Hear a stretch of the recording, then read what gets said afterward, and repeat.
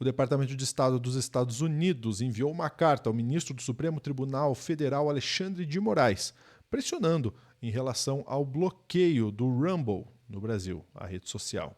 Apesar disso, a corte não parece estar cedendo e vai voltar a julgar o Marco Civil da Internet. Vamos explicar para você por que o Rumble saiu do ar, vamos explicar para você tudo isso agora no Plantão do Meteoro.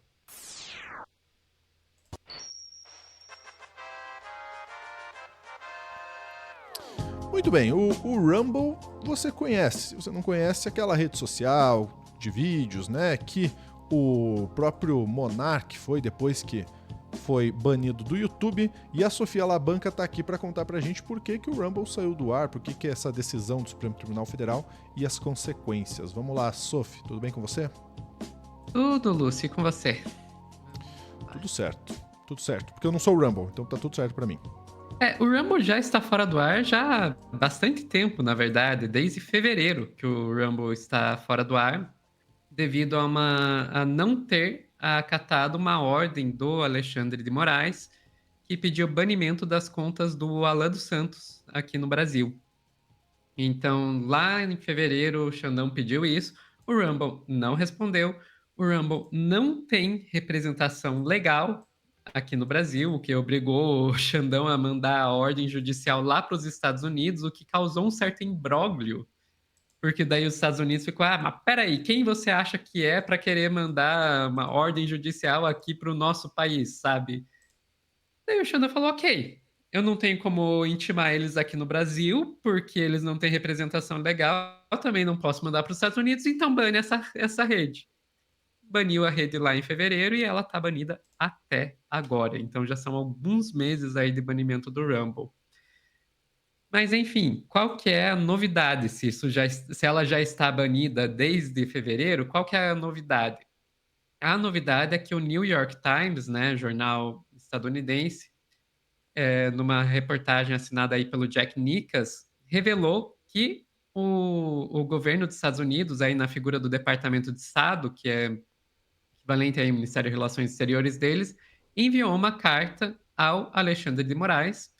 O Jack Nickas fala que ele teve acesso ao conteúdo dessa carta, e daí eu vou pegar e trazer aqui, não vou trazer direto o New York Times, vou trazer a CNN Brasil, porque daí já está traduzido e fica mais fácil para a gente mostrar aqui para vocês. New York Times. Trump enviou carta a Moraes com críticas a bloqueio do Rumble. Segundo o The New York Times, o governo americano apontou que o ministro do STF não tem poder para obrigar a empresa dos Estados Unidos a cumprir decisões judiciais. Vamos pegar aqui a partir do segundo parágrafo, que vai nos dizer que a informação foi divulgada pelo jornal The New York Times, que afirmou ter tido acesso ao conteúdo do documento. De acordo com o jornal, o governo americano criticou diretamente as ordens imorais, afirmando que, embora possa aplicar as leis brasileiras no ambiente digital, não teria autoridade para determinar o cumprimento de ordens judiciais por empresas sediadas nos Estados Unidos. O alvo central da repreensão foi a suspensão da plataforma Rumble no Brasil, determinada por Moraes em fevereiro deste ano, após a empresa descumprir uma série de decisões, como a remoção do perfil do jornalista Lado Santos, o bloqueio de repasses financeiros feitos a ele, a indicação de um representante legal da empresa no país e a representação indicação de um representante legal da empresa no país. A rede social chegou a voltar ao ar em fevereiro, mas posteriormente foi novamente suspensa em meio à controvérsia jurídica. A empresa alega que não havia representantes com autoridade legal no Brasil e chegou a recorrer à justiça americana acusando Moraes de censura. A Corte dos Estados Unidos decidiu que o Rumble não está obrigado a cumprir ordens do ministro brasileiro. Vamos lá, gente. Aqui eu sei que isso que eu vou dizer vai parecer opinião, mas desculpa, gente, isso não é opinião, é o óbvio. São os fatos óbvios. É óbvio que o Alexandre de Moraes não pode tentar impor as leis brasileiras nos Estados Unidos. Isso é óbvio. Ninguém vai questionar isso. As leis brasileiras valem no Brasil. É igualmente óbvio que se o Rumble quer ter a possibilidade de agir aqui no Brasil, de ter atividades aqui no Brasil, ele aqui no Brasil vai ter que seguir as leis brasileiras. Se nos outros países eles não querem seguir as regras do Brasil, eles estão no direito deles. Eles não têm que, nos Estados Unidos, seguir as regras brasileiras. Mas, enquanto eles estiverem agindo aqui no Brasil, o Rumble ou qualquer outra empresa de qualquer país tem que seguir as nossas regras. Gente, isso não é opinião, isso é um fato, é óbvio.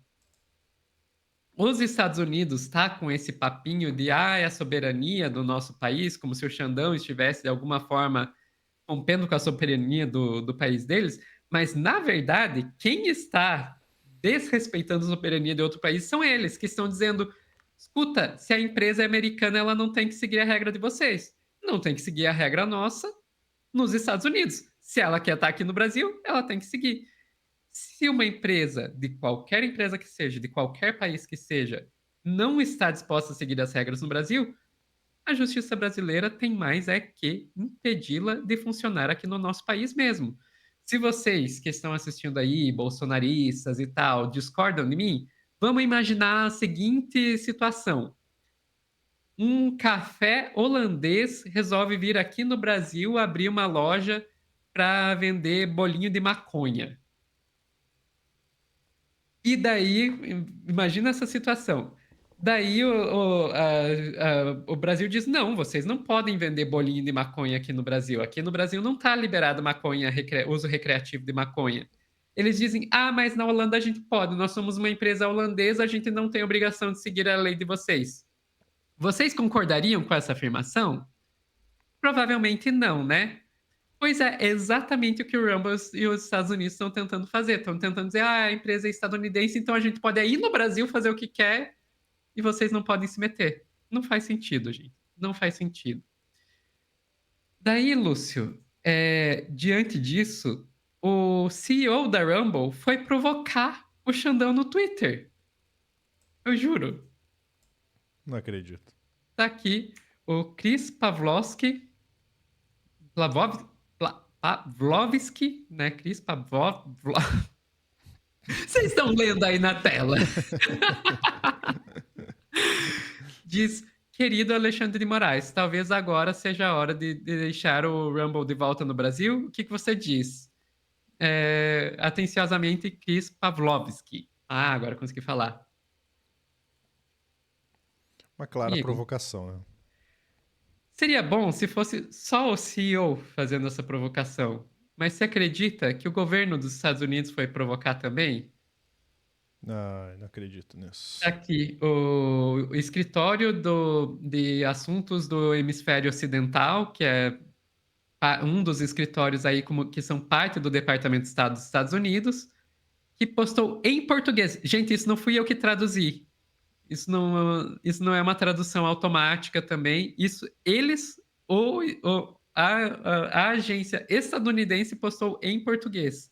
Que fique claro, nenhum inimigo da liberdade de expressão dos americanos será perdoado. E daí retweetando aquele post sobre o qual a gente já falou alguns dias atrás aqui no Meteoro, do ministro de Relações Exteriores, equivalente ao ministro de Relações Exteriores, Marco Rubio, falando que eles vão começar a sancionar autoridades estrangeiras que ajam contra a liberdade de expressão.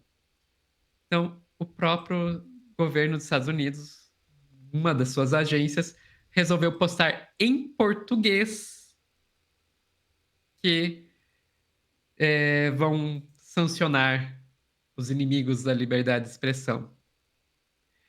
Dito isso, como é que está a resposta do Brasil a tudo isso? Tanto o Alexandre de Moraes, o STF, quanto o governo Lula estão em silêncio. E o que se diz nos bastidores, tem vários jornalistas falando sobre isso, várias fontes falando sobre isso, que o que se diz nos bastidores é que a ideia é ficar em silêncio até que alguma ação prática seja tomada, porque até agora tudo que a gente viu foi provocações, ameaças, mas a gente ainda não viu nenhuma sanção de fato ser aplicada. E tudo que eles querem é escalar, né? Tudo que eles querem Exato. é que seja respondido para escalar mesmo. A postura do STF e do governo Lula até agora é: enquanto não for tomada nenhuma ação prática, não for feita nenhuma sanção, a gente vai fazer de conta que nada está acontecendo. Isso não significa que não existam coisas acontecendo. É, aqui no Brasil, a AJUF, que é a Associação dos Juízes Federais, já soltaram nota defendendo o Alexandre de Moraes e criticando a pressão dos Estados Unidos. E daí uma ação mais prática que a gente está vendo, que também não me parece, o timing me parece que não é uma coincidência, o STF resolveu que vai marcar um dos julgamentos que pode levar à regulação das big techs. A gente teve aí o começo do julgamento do Marco Civil da Internet, que daí foi suspenso, e agora a gente tem aí a informação da Daniela Lima que o plenário vai voltar a analisar o Marco Civil da Internet na próxima quarta-feira, dia 4. O fato deles resolverem colocar em pauta, mais uma vez, esse julgamento, um dos, se não o julgamento que mais interessa as Big Techs, no meio de toda essa escalada de tensões aí, de ameaças e provocações, não me parece ser uma coincidência. Me parece ser uma mensagem. Escuta, vocês acham que vão ameaçar? Vocês acham que vão conseguir peitar a gente? Não vão. A gente vai em frente. É essa mensagem que o STF parece estar passando. E o timing é esse mesmo, né, Sofia? Porque se o STF. O STF está atrasando muitas coisas assim, em relação propriamente ao julgamento do Bolsonaro e ao golpismo, né? A gente, ano que vem, a gente tem eleição. E aí a gente Uhum. sabe como fica o clima nacional como um todo e qualquer decisão pode gerar um grande turbilhão. Então, o timing é esse. Se querem realmente falar sobre esse assunto, tem que falar agora. Porque a gente não sabe o que vai ser depois da eleição do ano que vem. A gente espera que a extrema-direita não volte ao poder, mas a gente não sabe. Então, se o STF quer de fato proteger, né, o nosso país dessas big techs, esse é o momento. Agora, também a gente sabe que se isso avançar, as big techs vão pressionar por onde? Pelo parlamento. Né? Vão pressionar pelo parlamento, pelo Senado, pela Câmara, pressionando com os seus representantes de lá. Quem são os representantes das big techs lá? A extrema-direita, né? A extrema-direita. Extrema-direita que está ao lado de Trump, extrema-direita que a big techs que estão ao lado de Trump, que é a extrema-direita. Né? Então, a gente sabe que se a corda for esticada, é por lá que eles vão puxar. Né? Eles vão tentar pressionar o Supremo por lá. Bom, a gente vai ficar de olho nisso aí. Agora, realmente é uma palhaçada, né? Os órgãos oficiais tuitando provocaçãozinha, cara. Isso é inacreditável, né? Isso é inacreditável. Qual é a sua opinião? Manda aí no nosso chat, nos comentários aqui embaixo pra gente saber, tá certo? E Sofia, antes de ir embora, a gente tem que falar de um tema super relevante que está no nosso novo vídeo do Meteoro Repórter. Eu vou colocar aqui na tela, o Pedro Zambarda está aí na tela, que ele gravou uma entrevista com o Breno Altman, que também apareceu aí na tela agora. Ó. E a gente precisa voltar a falar do massacre que está ocorrendo em Gaza. Não tem nem cessar-fogo que resista à vontade de Israel de exterminar os palestinos. Né? A gente viu tentativas de cessar-fogo, que inclusive até começou e de repente já Israel foi lá e atacou de surpresa nas entregas de alimento, enfim, muita coisa acontecendo por lá e esse assunto precisa voltar em pauta e essa entrevista é super importante por isso, né, Sofia? Sim, sim, o Breno Altman falou bastante sobre isso e é bastante importante, né? Ele é uma das vozes, eu diria, mais importantes para denunciar esse genocídio aqui no Brasil, né? O genocídio que está acontecendo na Palestina, divulgá-lo aqui no Brasil. Então, é uma entrevista que vale a pena ver. Já está disponível para os membros do nosso canal. Para o pessoal que não é membro, vocês vão ter acesso a essa entrevista amanhã, sábado, às 2 da tarde. Meteoro Repórter com Pedro Zambarda. Então fica aí o convite para você. Um grande abraço. Até a próxima.